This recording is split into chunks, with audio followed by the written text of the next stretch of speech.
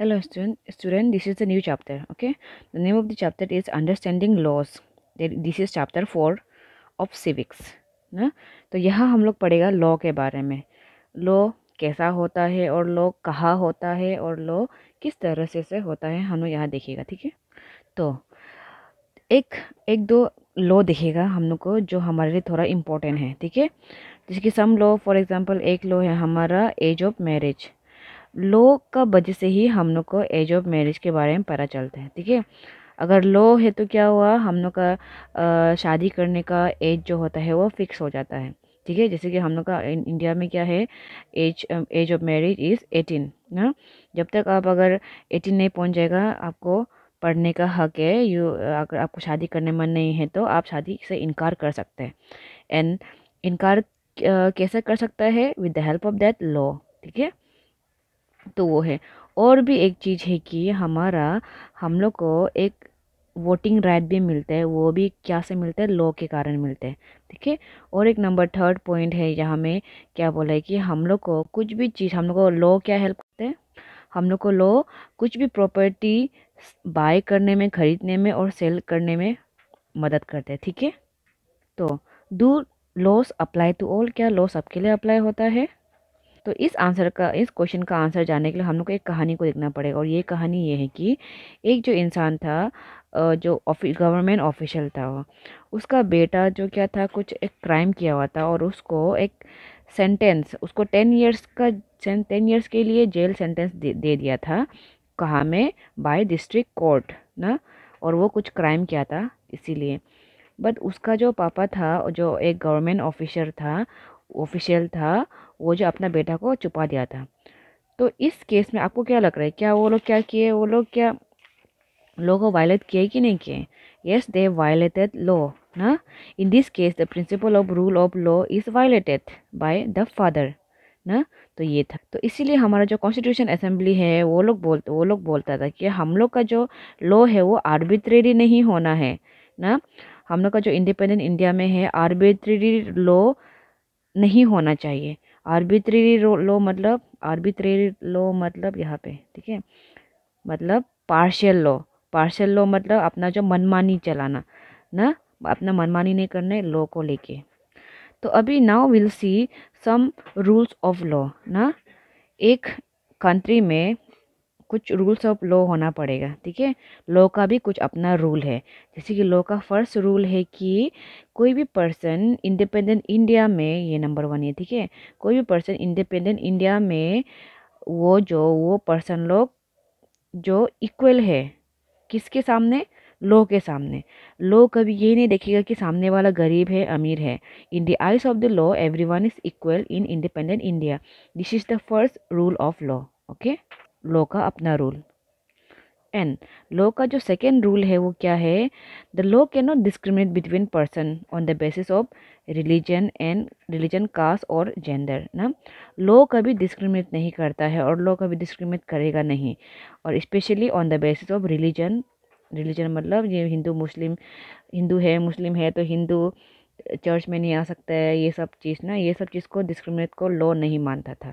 और caste system, कोई high class लो class नहीं है, एवरीवन इज इक्वल बोलता था कौन, लॉ जो ना। और कोई लड़का लड़की ऐसा कुछ डिफरेंस नहीं है, ऐसा बोलता था। This is the second rule of law. ठीक है, लॉ का एक रूल। और नंबर थर्ड यहाँ पे क्या बोल रहे कि लॉ सबके लिए इक्वली लॉ सबके लिए इक्वली अप्लाई होना चाहिए। जितना भी सिटीजन है, जितना भी इंसान है जो एक कंट्री में रहता है, वो लोग के लिए, सबके लिए इक्वल लॉ होना चाहिए, इक्वल लॉ होना पड़ेगा। And no one is above the law, और कोई भी लॉ से ऊपर नहीं होगा। जैसे कि अंबानी भी नहीं हो सकता, सलमान भी लॉ से ऊपर नहीं हो सकते, क्योंकि लॉ इज़ अबव ऑल। तो उसको क्या बोलता है, रूल ऑफ लॉ। तो यहाँ पे हम लोग को देखो, एक चीज़ हम लोग को देखने को मिला कि ये रूल ऑफ लॉ में क्या होता है पता है, या में ऐसा बोलते हैं कि जितना भी लॉ है, लॉ जो सबका ऊपर में इक्वली क्या होना है, इक्वली होना है। ठीक है, और लॉ से कोई ऊपर नहीं है, लॉ सबसे ऊपर होगा। वो रूल ऑफ लॉ में उसको बोलते हैं रूल ऑफ लॉ। ठीक है, और ये रूल ऑफ लॉ में गवर्नमेंट नहीं, प्रेसिडेंट नहीं, वेल्दी रिच पीपल नहीं, कोई भी नहीं है ऊपर किसका, लॉ का, ठीक है। तो वही था। और नेक्स्ट पॉइंट है हमारा ये, ठीक है। नेक्स्ट पॉइंट में क्या बोला है, कोई भी अगर कुछ क्राइम करेगा, अगर ये एक पर्सन है और ये यहाँ में एक पर्सन है, तो दोनों पर्सन में से एक पर्सन अगर गलती किए, एक पर्सन गलती कम किए, लेकिन जो गलती ज़्यादा किए वो रिच है, जो गलती कम किए वो पुअर है, तो इस पुअर और रिच को देख के हम लोग को उसको पनिश नहीं करना चाहिए। हम लोग को उसको पनिश करना चाहिए अकॉर्डिंग टू उसका गिल्टी, अकॉर्डिंग टू उसका काम से, ठीक है। तो ये चीज़ भी हमारे रूल ऑफ लॉ में देखने को मिलते हैं हम लोग को, ठीक है। और एक चीज़ यहाँ पे ऐसा कहा जाता है कि हमारा जो ब्रिटिशर्स था ना, ब्रिटिशर्स लोग ही ये लॉ बनाया था। तो यहाँ में आप लोग का बुक में एक क्वेश्चंस भी है कि क्या एंशियंट टाइम का जो लॉ है क्या वो सेम है आज का ज़माना से। तो ये है सरासर रॉन्ग, नहीं ये सेम नहीं है, क्योंकि पहले का रूल क्या होता था, बहुत ही नैरो होता था ना, बहुत ही इतना खास नहीं होता था, अच्छा नहीं होता था। लेकिन आजकल का रूल क्या है, आजकल का लॉ क्या है, बहुत अच्छा है अकॉर्डिंग टू द सिचुएशन ना।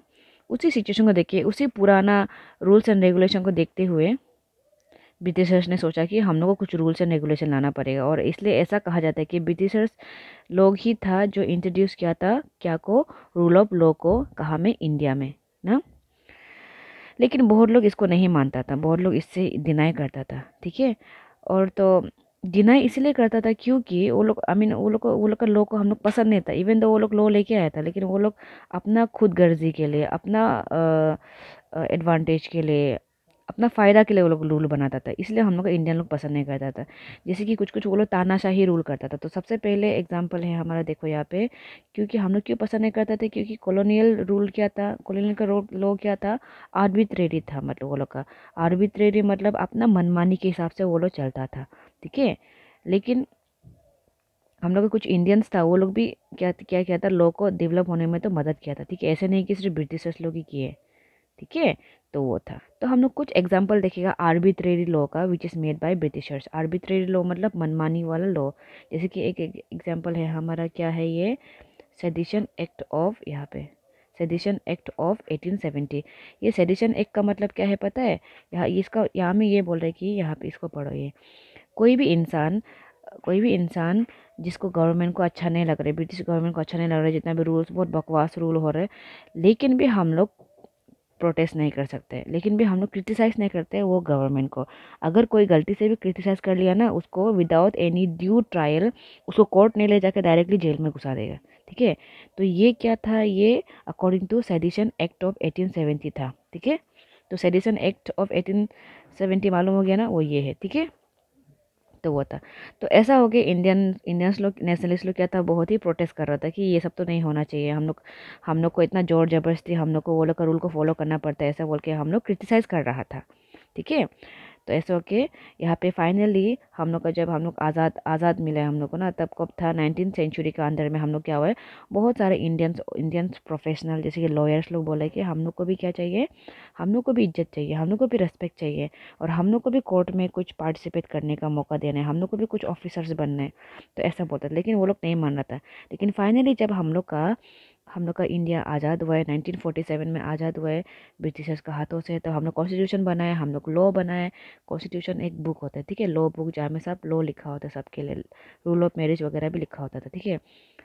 फिर ये जैसे ही कॉन्स्टिट्यूशन बनाए, तो हम लोग का इंडिया में एक एक्ट पास हो, एक्ट का नाम क्या था, Hindu succession amendment act of 2005। According to this act, ये एक्ट क्या है मालूम है। तो ये एक्ट से पहले हम लोग देखिएगा कि ये सक्सेशन क्या है। सक्सेशन मतलब जैसे कि हम पिताजी है, तो हम मरने के बाद मेरा प्रॉपर्टी किस पे जाएगा, मेरा बेटा पे, एल्डेस्ट बेटा पे जाएगा, और एल्डेस्ट बेटा कौन है, मेरा एल्डेस्ट बेटा ही मेरा सक्सेसर है, ठीक है। तो उसको सक्सेशन बोलते हैं। तो ये एक्ट निकला था कौन, हमारा इंडियंस लोग निकला था। और ये एक्ट जो क्या मतलब रखता है, एक्ट का अकॉर्डिंग ये बोलते हैं कि बेटा है, डॉटर है और माँ है, सबको इक्वल शेयर मिलना चाहिए प्रॉपर्टी में, ठीक है। फैमिली में जो लड़का है, लड़की, जो बेटा है, बेटी है, मदर है, सबको इक्वल शेयर मिलना है प्रॉपर्टी का, ऐसा बोलता था according to this act, okay. क्यों ऐसा बोला? क्योंकि इससे पहले रूल क्या था? इससे पहले रूल था कि प्रॉपर्टी सिर्फ घर का बड़ा बेटा को जाना है, मामा माँ को भी नहीं जाते। ठीक है, तो ऐसा था, इसीलिए ये एक्ट बना था। ठीक है, और हम लोग का जो कॉन्स्टिट्यूशन में जो लॉ है ना, हम लोग का constitution is a flexible. Flexible है मतलब वो सिचुएशन के हिसाब से बनता है। ठीक है, और हम लोग को तो पता है एवरी ईयर हम लोग का रिप्रेजेंटेटिव चेंज होता है, तो चेंज होता है तो हम लोग का नया लॉज भी तो बनना है ना। तो ये सब चीज़ हम लोग को देखने को मिला था उस समय। ठीक है, तो अभी हम लोग देखिएगा रोलैक्ट एक्ट ऑफ 1919। ठीक है, रोलैक्ट एक्ट क्या है हम लोग देखिएगा। ये रोलैक्ट एक्ट भी क्या है, एक बहुत ही खतरनाक वाला क्या है, आर्बिट्रेरी लॉ था जो कि ब्रिटिशर्स लोग लेके आया था। आर्बिट्रेरी लॉ मतलब अपना मनमानी लॉ। ठीक है, according to this Rowlatt act, Britishers लोग ऐसा बोला था कि जो जो इंडियंस जो ग्रुप बना के बैठेगा, ग्रुप बना के मीटिंग करेगा, ग्रुप बना के कहीं में भी जाएगा, रास्ता उस्ता पे चलेगा, वो लोग को क्या करेगा ब्रिटिशर्स लोग, बिना कोर्ट में वो लोग को कोर्ट में आने नहीं देने से पहले वो लोग को क्या कर देगा, वो लोग को क्रिमिनल घोषित करके वो लोग को जेल में रख देगा। ठीक है, तो समझा ना। अकॉर्डिंग दिस रोलैक्ट एक्ट में क्या बोला है कि कोई भी इंसान अगर झुंड बना के ग्रुपिज्म करके मीटिंग वीटिंग करेगा, कुछ भी करेगा, या तो मीटिंग नहीं करने से भी वो लोग को बिना ट्रायल का डायरेक्टली जेल में रख देगा और तिक से पिटाई करेगा। ठीक है, ये एक्ट में ऐसा ही होता है। तो now will see how do new law come about. नया लॉ आता कैसे है? ठीक है, तो सबसे पहले नया लॉ कहाँ बनता है, वो है पार्लियामेंट में बनता है। तो पार्लियामेंट एक बहुत ही इम्पोर्टेंट रोल निभाता है नया लॉ बनाने के लिए। ठीक है, तो उसको जान लो। तो पार्लियामेंट का सबसे एक बड़ा काम क्या है पता है? उसको जानना कि एग्जैक्टली क्या प्रॉब्लम फेस कर रहे हैं पीपल ना, और उसको कैसे पता चलेगा किस तरह का प्रॉब्लम है, कैसे पता चलेगा, वो एक एग्जांपल से। हमारा बुक में एक एग्जांपल दिया हुआ है, वो एग्जांपल है डोमेस्टिक वायलेंस का। ठीक है, तो ये एक डोमेस्टिक वायलेंस का मतलब क्या है यहाँ पे? डोमेस्टिक वायलेंस एक ऐसा वायलेंस है जहाँ में, डोमेस्टिक वायलेंस उसको बोलते हैं जब एक मेल मेल मतलब हस्बैंड जब अपना पत्नी को, वाइफ को इंजुरी करेगा, हार्म करेगा और थ्रेट करेगा, उस सिस्टम को डोमेस्टिक वायलेंस बोलते हैं। ठीक है, तो इसी डोमेस्टिक वायलेंस को देख के हम लोग का इंडियन लोग क्या निकले पता है? वो लोग एक निकले, क्या निकले, the protection of women from domestic violence act 2005 निकले। ये एक्ट का द्वारा क्या बोला है पता है? अगर कोई मेल हस्बैंड अपना वाइफ को पीटेगा तो उसको पनिशमेंट करेगा। नॉट ओनली वाइफ, अपना डॉटर को, किसी वुमेन को कोई हाथ उठाएगा, कोई बिना मतलब में हाथ उठाएगा, वो लोग को गवर्नमेंट पनिश करेगा। ठीक है, तो ये था ये एक्ट में। ठीक है, तो उसी तरह हम लोग का बुक में एक बहुत बड़ा एग्जाम्पल दिया गया ये डोमेस्टिक वायलेंस का, एक कहानी, किस तरह से गवर्नमेंट को पता चला कि डोमेस्टिक वायलेंस भी होता था बोल के, वो एक कहानी के थ्रू पता चला है। तो अप्रैल 1919 में क्या हुआ है पता है? दो वुमेन दोनों एक दूसरे को बात कर रहा था। एक था हमारा कौन, तो देखो, जैसे ही ये लोग बात किए, बात करने के बाद क्या हुआ, फाइनली वो लोग सोचे कि वो, और सोचे कि अभी तो कुछ करना पड़ेगा ना। तो ऐसा कि बहुत ज़्यादा वुमेन को गैदर किए। जैसे ही वो लोग को गैदर करने का, तो वो लोग का प्रॉब्लम को सुने। प्रॉब्लम को सुनने के बाद वो लोग को पता चला कि बहुत सारा वुमेन के साथ में फिजिकली, इकोनॉमिकली, सोशली क्या होता था, टॉर्चर हो रहा था घर में। ठीक है, तो ऐसा हो के वो लोग कुछ बिल बनाए, मिल के कुछ बिल बनाए। ठीक है, मिल के बिल बनाने के बाद वो लोग क्या किए, वो लोग को कौन कौन भी मदद किया, वो लोग को जनता भी मदद किए, वो लोग को टीवी न्यूज़पेपर वगैरह भी मदद किए अपने बात को फैलाने के लिए ना। और बहुत सारा वुमेन और बाकी जनता वनता भी वो लोग को सपोर्ट कर रहा था ये सब करने में। ठीक है, ये सब को फैलाने में। ठीक है, तो उसके बाद वो लोग फाइनल वो लोग बिल को पहुंचा दिया था। बिल पहुंचाने का तो वो लोग को फिर से कुछ बन के आया था वहाँ से, पार्लियामेंट से। लेकिन वो लोग खुश नहीं था। क्यों खुश नहीं था? क्योंकि बहुत सारा जो वो लोग का पॉइंट्स था, वो पॉइंट्स को वो लोग नहीं रखा था। इसीलिए बहुत सारा वुमेन जो पार्लियामेंट के सामने प्रोटेस्ट करने लगा। तो जैसे ही पार्लियामेंट के सामने प्रोटेस्ट किया, तो वो जो जो है ना ये जो पार्लियामेंट लोग क्या हो गया, फिर से वो लोग प्रेशर में आ गए कि अभी हम लोग को चेंज करना ही पड़ेगा। तो ऐसा हो के फाइनली क्या हुआ है, ये चीज़ आ गया था, ये अमेंडमेंट आ गया था जो कि हम लोग इससे पहले देख, वो एक्ट क्या था, the protection of women from domestic violence act of 2005। तो ये उसी इंसिडेंट का वजह से ये आया था। ठीक है, ऐसा वाला इंसिडेंट हर हर एवरी टाइम इंसिडेंट होता है, वो इंसिडेंट को लोग पकड़ते हैं, पकड़ के वो लोग पार्लियामेंट में ले जाते हैं, ले जाके वो लोग बनाते हैं। तो इसी तरह से सब कुछ चलता था। ठीक है, तो अभी हम लोग देखिएगा हमारा एक, तो यहाँ पे देखो, यहाँ पे तो बताया था कि ये रोल ऑफ सिटीजन्स भी बहुत क्रूशियली था पार्लियामेंट वालों को हेल्प करने के लिए ना। रिपोर्टर्स लोग भी हेल्प किया था, अपना हम लोग का वॉइस को पहुँचाया, newspaper, editorial, radio broadcast, local meetings वगैरह में भी हम लोग को बहुत सारा हेल्प मिला था। ठीक है, ये सब चीज़ लोग हम लोग को हेल्प किया था। ठीक है, तो अभी हम लोग देखिए कि अनपॉपुलर एंड कंट्रोवर्शियल लॉ। कुछ कुछ लॉ है जो अनपॉपुलर है और कंट्रोवर्शियल होता है लॉ लोग, इवन दो उसको गवर्नमेंट बना देते हैं लेकिन उसको जनता लोग पसंद नहीं करते और वो जनता के लिए ठीक नहीं भी होते। ठीक है, फॉर एग्जाम्पल लाइक एक एग्जाम्पल है अनपॉपुलर एंड कंट्रोवर्शियल लॉ का। जैसे कि हमारा म्यूनिसिपल होता है, नगर पालिका होता है। म्यूनिसिपल लॉ का काम क्या है कि रोड का सामने जो सब्जी दुकान होता है वो लोग को हटाना। ठीक है, तो ऐसा हो के यहाँ पे ये लोग क्या है, ये इस लोग का वैसे क्या होता है, गरीब लोग अपना छोटा मोटा दुकान भी नहीं रख सकते रोड के सामने ना, लेकिन गवर्नमेंट को तो ये नहीं चाहिए कि रोड के सामने कोई दुकान हो। तो इस तरीके का कुछ कुछ अनपॉपुलर एंड कंट्रोवर्शियल लॉस हम लोग को देखने को मिलते हैं। ठीक है, अभी भी ये सब जारी है। कभी कभी लॉ ऐसा होता है कॉन्स्टिट्यूशनली वैलिड होता है, मीन्स कॉमनली सबके लिए वैलिड होता है और लीगल होता है, बट ये ज़्यादातर अनपॉपुलर होता है और कंट्रोवर्शियल होते हैं, क्योंकि पीपल इंसान लोग को ये चीज़ पसंद नहीं होता है और वो लोग के लिए ये अनफेयर भी होता है और वो लोग के लिए हार्मफुल भी होता है। कुछ कुछ लॉ जो लॉ पीपल के लिए, कॉमन पीपल के लिए हार्मफुल होते हैं, अनफेयर होते हैं, वही लॉ कहलाते हैं अनपॉपुलर एंड कंट्रोवर्शियल लॉ। ठीक है, लेकिन अगर हम लोग जो इंसान है, अगर हम लोग को कुछ चीज़ अच्छा नहीं लग रहा, so we can go against that leader ना।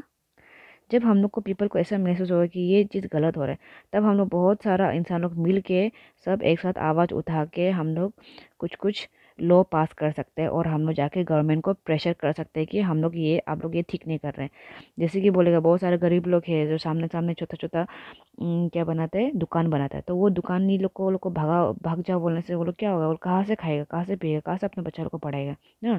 तो ऐसा टाइप का चीज़ में हम लोग सब एक साथ होके पार्लियामेंट को प्रेशर बना सकते हैं कि अगर हम लोग को वहाँ दुकान बनाने नहीं देगा तो कहीं अलग जगह बना दो ना। ऐसा वाला चीज़, ऑल्टरनेट वाला आंसर हम लोग ढूंढ सकते हैं अगर हम लोग यूनिटी होगा तो। ठीक है, तो ये तो हम लोग का बुक में और एक कहानी है हमारा, रोज़ा पार्क स्टोरी। रोज़ा कौन है, एक अफ्रीकन अमेरिकन वुमेन है। ठीक है, जो एक पार्क में आया होता है। तो उस पार्क में वो जो सीट में बैठा होता है, उधर जो वो बैठा होता है, तो वो बैठने बैठने के बाद एक वाइट मैन आते हैं, वहाँ से वाइट मैन आके बोलते हैं आपको उठना पड़ेगा इस सीट से, हमको बैठना है। तो रोज़ा बोलते हैं नहीं हम नहीं उठेगा, हमको बैठना है क्योंकि ये सबका राइट है ना। तो आप हम ब्लैक है बोल के आप हमको टॉर्चर कर रहे हैं, ब्लैक है बोल के आप हमको डिस्क्रिमिनेट कर रहे हैं, तो ऐसा नहीं होगा बोल के बोलते हैं। ठीक है, तो इस ये सिचुएशन को देख के हम लोग ये समझ सकते हैं कि उस समय अमेरिका में भी क्या होता था, बहुत ब्लैक और वाइट का बहुत ही डिस्क्रिमिनेशन होता था। वाइट पीपल आप लोग अपने आप को सुपीरियर मानता था और ब्लैक पीपल अपना आप क्या मानता था, अपना आप को नहीं मानता था, मुझे वो लोग को जबरदस्ती मानना पड़ता था कि दे आर लो। ठीक है, तो इसी सिचुएशन को देख के बाद में क्या है पता है, सिविल राइट मूवमेंट आया। तो सिविल राइट मूवमेंट एक्ट कब आया, 1964 को आया, और वो कहाँ आया, यूएसए में आया। और इसी सिविल राइट एक्ट 1964 का वैसे डिस्क्रिमिनेशन को हटा दिया गया फ्रॉम यूएसए। डिस्क्रिमिनेशन क्या का, वाइट और black discrimination on the basis of religion and race. ठीक है, तो ये लास्ट में एक फ़ोटो हम लोग को जो दिखाई पड़ रहा है, ये फ़ोटो क्या है, एक ऐसा फ़ोटो है जहाँ में बहुत सारे इंसान लोग प्रोटेस्ट कर रहे हैं। मतलब वो लोग किसी ख़राब मुद्दा पे आवाज़ उतारे, अगेंस्ट हुम, अगेंस्ट द गवर्नमेंट। तो यहाँ पे ऐसा बोल रहे हैं कि हम लोग तो पीपल चुनते हैं, हम लोग लीडर चुनते हैं, अगर हम लोग को वो लीडर अच्छा नहीं लग रहा है तो हम लोग प्रोटेस्ट करके उसको हटा सकते हैं, या तो न्यूली इलेक्ट करके उसको हटा सकते हैं। ऐसा बोल रहे हैं कि सिटीजन के पास राइट है ये सब चीज़ करने का, अगर वो लीडर लायक नहीं है उसका तो वो उसको हटा सकते हैं। ठीक है, और हम लोग हटाना भी चाहिए। क्यों हटाना चाहिए, for the betterment of law and country ना।